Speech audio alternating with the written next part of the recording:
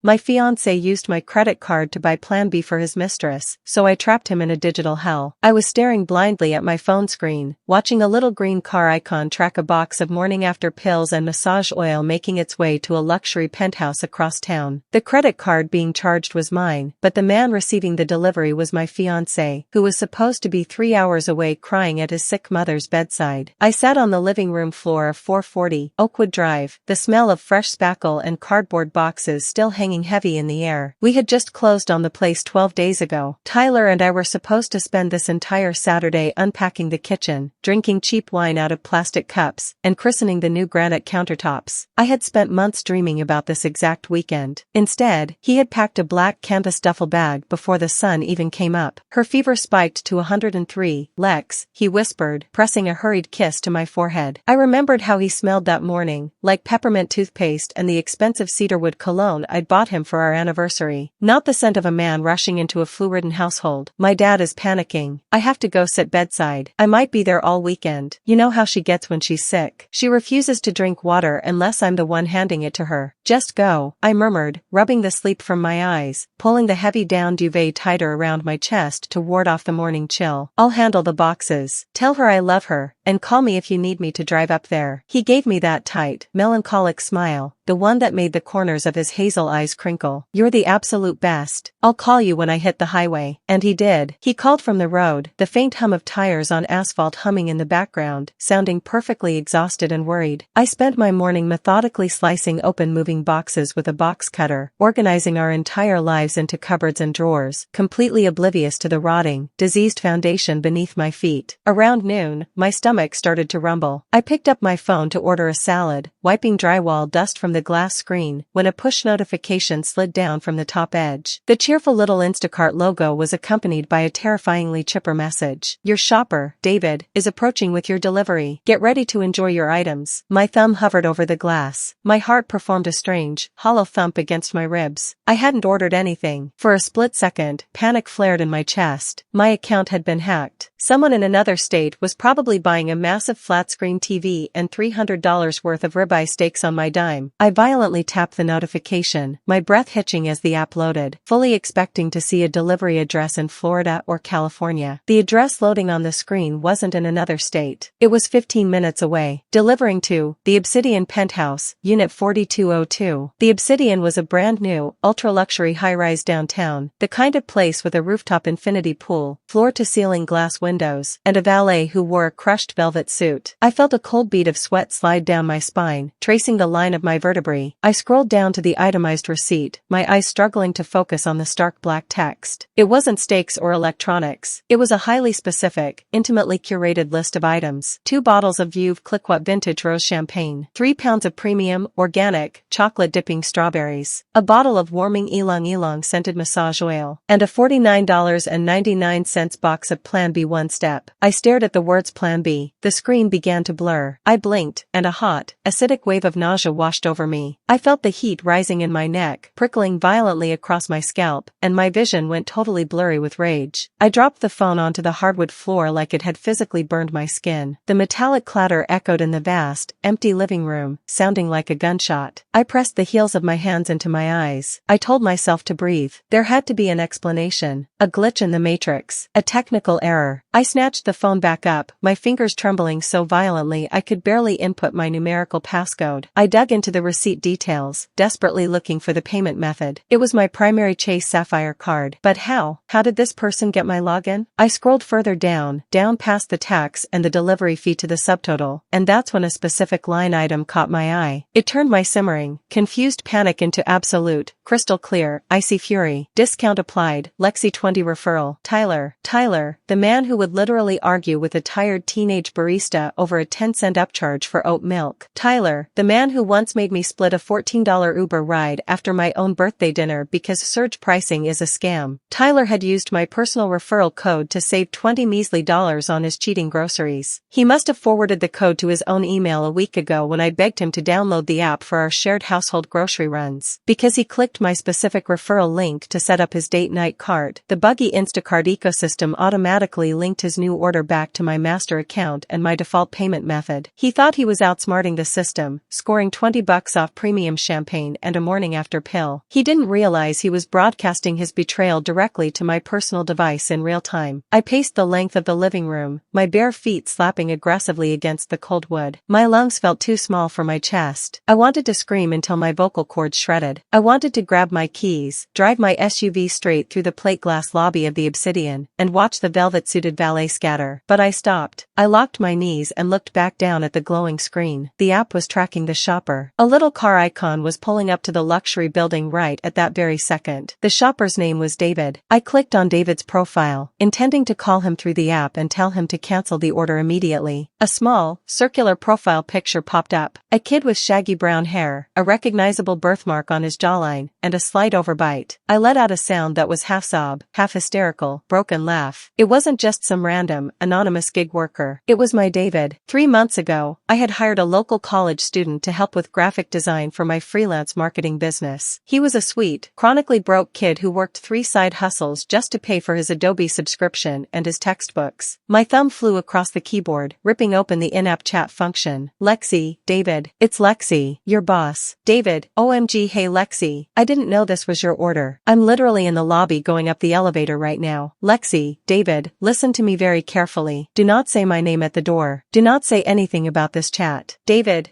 okay? Is everything alright? You're kinda freaking me out. Lexi, no. My fiancé is in that penthouse. He is supposed to be 3 hours away. I need you to do me a massive favor. The gray typing bubbles appeared, vanished, and appeared again. I could feel his heavy hesitation radiating through the screen. David, what do you need me to do? Lexi, when the door opens, do not hand the bags over immediately. Hold them back. Have your phone ready. Take a photo of whoever answers that door and send it to me privately. I will Venmo you $200 right now. David, holy shit. David, I got you. I sat down on a half-unpacked box of hardcover books, my knees suddenly buckling, entirely unable to support my own weight. The silence in the new house was deafening. Every tick of the kitchen wall clock sounded like a steel hammer against an anvil. The minutes dragged like hours, thick and suffocating. I stared at the chat screen, unblinking, watching the delivery status change from arriving to at your door. My phone vibrated violently against my palm. A photo loaded in the chat. That's when the real bombshell dropped. I had braced myself to see some random, 20-something club girl. A Tinder match with heavy lip filler. A coworker from his accounting firm. Someone totally anonymous. But the face staring back at me from the grainy, hastily taken iPhone photo wasn't a stranger. It was Mia. Mia, our real estate agent. Mia, the woman with the perfect blowout and the blinding white porcelain veneers who had spent the last 3 months walking us through properties, constantly touching Tyler's bicep and telling us how disgustingly cute we were together. Mia, who had hugged me tightly at the closing table just 12 days ago, her expensive floral perfume burning my nose, as she handed me a bottle of cheap sparkling cider. Mia, who had been making late-night house calls to help Tyler with the final complicated escrow paperwork 4 weeks leading up to the move. In the photo, she was leaning out the cracked, heavy mahogany door of the penthouse, looking incredibly annoyed at the delay. She was barefoot, her blonde hair messy and thrown up in a claw clip, and she was wearing Tyler's oversized, faded college alumni hoodie, the exact same hoodie he had worn on our very first date 5 years ago. I felt a physical snap in my brain. It was a literal popping sensation behind my eyes, as if the last frayed thread holding my sanity together just gave way and snapped in half. I didn't cry. The tears instantly evaporated, replaced by a cold, calculating, metallic kind of hatred that settled deep into my marrow. I opened Venmo and transferred $200 to David's account with a single note. Thank you for your service. Then, I stood up. Most women would have grabbed their car keys. Most women would have sped over to downtown, busted past the security desk, rode the elevator to the 42nd floor, and pounded on the door of Unit 4202 until their knuckles bled. They would have screamed, cried, thrown the champagne at the wall, and demanded answers. I didn't want answers. I wanted annihilation. Tyler was a tech-obsessed control freak. For the last 6 months, his ultimate passion project had been wiring our new Oakwood Drive house into a seamless, interconnected smart home ecosystem. He bragged about it to anyone who would listen at dinner parties. Everything was synced. Our locks, our thermostats, our interior cameras, our streaming services, our speakers, even the damn refrigerator. Everything ran off a central network that we both had master admin access to. What Tyler fundamentally misunderstood was that I was the one who actually read the user manuals when he threw them in the trash. I walked over to the kitchen island and opened my iPad. I tapped into the primary smart home control matrix. First First things first, the physical world. Tyler didn't carry physical house keys anymore. He thought they were archaic and unsanitary. He relied entirely on his thumbprint and a proximity Bluetooth signal from his iPhone to open our front door. I went into the user management tab. I found his profile, Tyler, master key. With one firm tap of my index finger, I revoked his digital access. I deleted his biometric data from the keypad memory. I changed the master override PIN code from his birthday to a random string of numbers. Just like that, his own $500,000 home became an impenetrable fortress. But that was just defense. I wanted offense. Tyler was staying at the Obsidian, but I knew exactly how he operated. The man couldn't go to the bathroom without a screen playing in the background. If they were settling in for a romantic, champagne-soaked afternoon, they were absolutely using the massive smart TV in the penthouse. And since the penthouse was likely a short-term luxury Airbnb rental, Tyler would have logged into his own Netflix account to bypass the irritating commercials. I opened the Netflix app on my iPad and checked the active sessions under our shared account. Bingo! Playing now, The Crown, on Obsidian Living Room TV. I navigated to the profile settings. His primary profile was named Ty's Pics. I clicked edit. I deleted the name entirely and typed out a new one in all capital letters. I see you at the Obsidian, Tyler. I saved the changes. I knew with absolute certainty that the moment they backed out of the episode to browse for a movie, that massive, neon red text would cover a third of the glowing screen. But I wasn't done. I needed to ruin the mood instantly, aggressively, and without an ounce of mercy. I opened Spotify. Tyler's phone was currently acting as the host for his Spotify account, which was linked to our family plan. The app showed he was actively casting audio to Obsidian Penthouse Sonos. He was playing some lo-fi, chill-hop instrumental playlist, setting the ambient vibe for the Ylang Ylang massage oil, no doubt. I hijacked the casting session. I took remote control of the penthouse speakers from 15 miles away. I searched for a specific song, Carrie Underwood, Before He Cheats. I loaded it up in the queue. I bypassed the volume safety warning on the app, dragging the digital volume slider all the way to maximum, 100%, ear bleeding, structural shaking decibels. I pressed play. I imagined the scene in the penthouse. The soft, romantic clinking of crystal champagne glasses violently shattered by roaring electric guitars and Carrie Underwood screaming at the top of her lungs about digging a key into the side of a souped-up four-wheel drive. I watched the progress bar on the song. 30 seconds in, the playback abruptly stopped. Tyler had panicked and paused it. I smiled, a vicious, feral thing that stretched my cheeks tight, and hit play again. I locked the slider at max volume. He paused it again. I hit play again. We played this digital tug-of-war for 3 agonizing minutes. I could picture him frantically jabbing at his phone screen, his face draining of color, Mia standing in the background in his stolen hoodie, demanding to know what the hell was going on with the music. Eventually, the connection severed entirely. He must have physically ripped the Sonos speaker cord out of the drywall. My phone started vibrating violently on the granite counter. Incoming call, Tyler. I stared at his name on the screen. The sheer audacity of this man. I picked it up, sliding the green answer button, but I didn't say a single word. I just breathed evenly into the microphone. Lexi, he screamed over the line, his voice high-pitched and breathless, tinged with genuine panic. Lexi, what the hell is wrong with the Spotify account? It's glitching out. Are you messing with the network at the house? How's your mom, Tyler? I asked, my voice dangerously calm, completely devoid of any human warmth. There was a split-second pause. The terrifying silence of a guilty man calculating his lies in real time. She's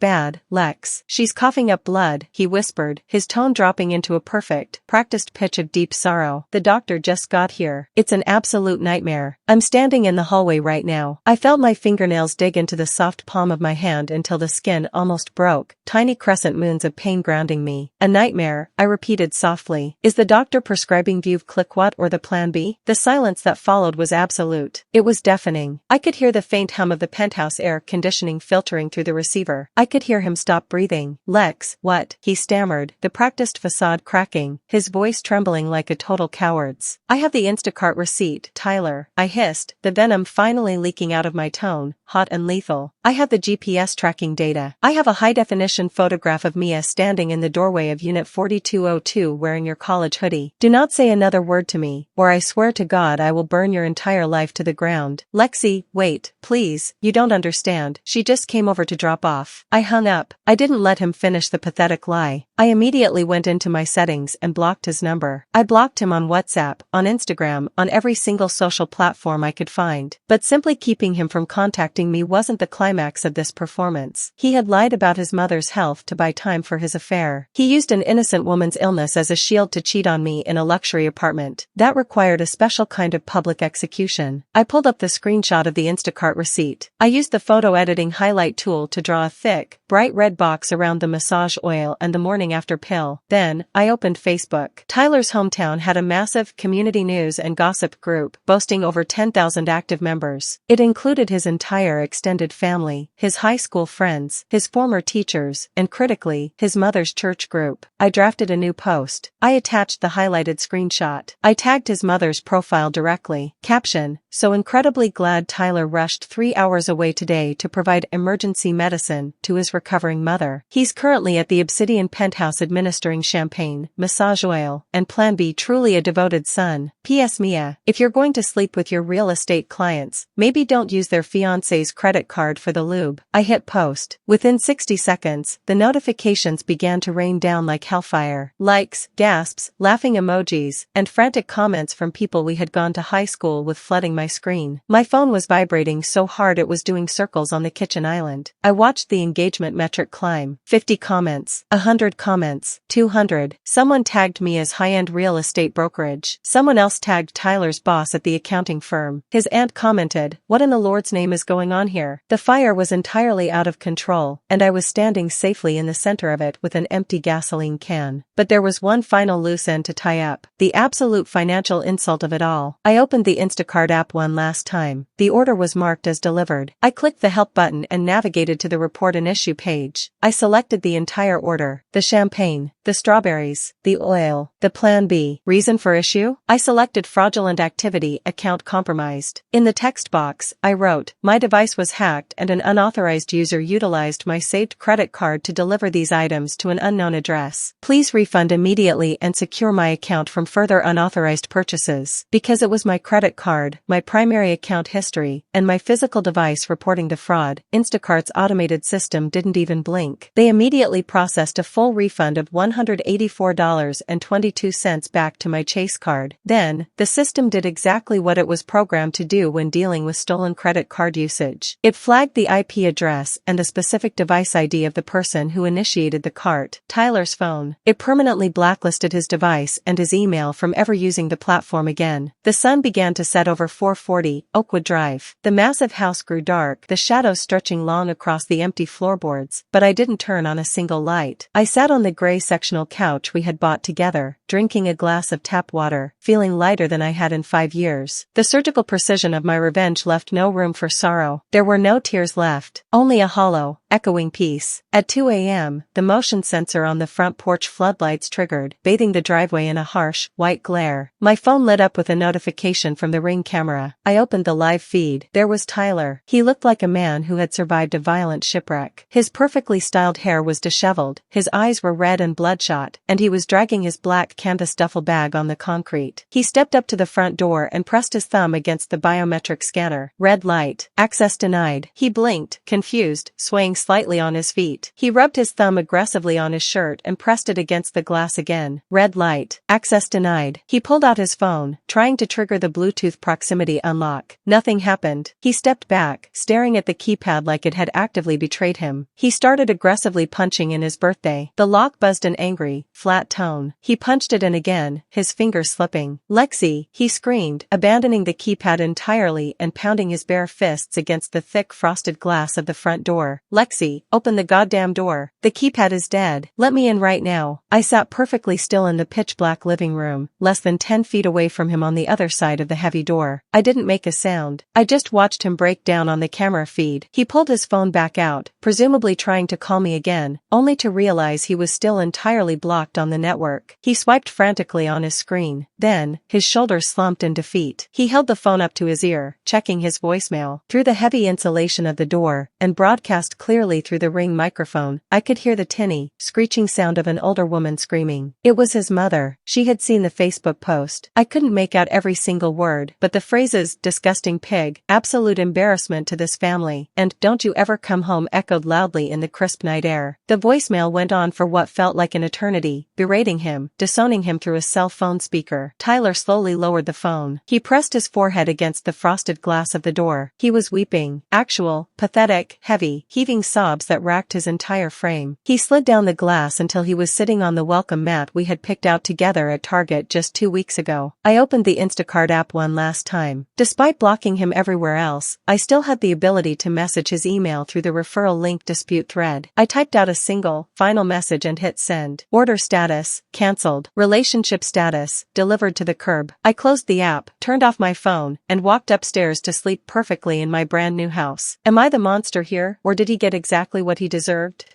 If you have made it this far and want to see more videos like this, then kindly subscribe and turn on notifications so you may never miss another story like this.